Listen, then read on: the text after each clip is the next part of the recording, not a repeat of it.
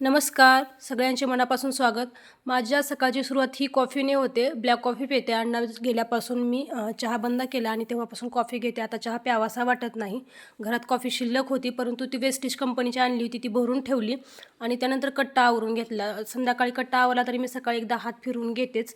त्यानंतर आज ताकाची कढी बनवावी असं ठरवलं होतं, त्याच्यामुळं ताक बनवायला घेतलं आणि त्यानंतर शिवच्या शाळेत जावं लागलं. आज तिचा रिझल्ट होता आणि पेपरही चेक करायला बोलवलं होतं, म्हणजे बघायला बोलवलं होतं कसे लिहिलेत मुलांनी वगैरे.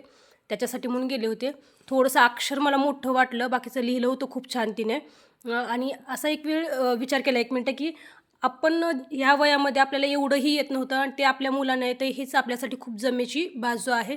आणि आपली मुलं म्हणजे काय, रेसमध्ये धावणारे घोडे नाहीत, की त्यांना कितीही पळवायचं. ते त्यांच्या पद्धतीने जसा अभ्यास करतात तसं त्यांना करू द्यायचं. फक्त आपण त्यांना सपोर्ट करायचं किंवा त्यांना अभ्यास करण्यासाठी प्रवृत्त करायचं, एवढंच आपल्या हातामध्ये आहे. जास्त त्यांना त्रास द्यायचा नाही.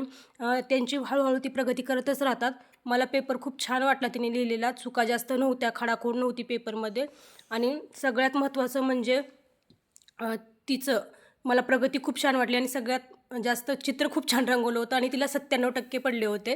घरी आल्यानंतर भेंडीची भाजी बनवली, मुलांना डब्बा द्यायचा आणि त्यानंतर मी जेवायला बसले. आजच्या पुरतं एवढंच आहे. धन्यवाद. परत भेटूया नवीन व्हिडिओमध्ये.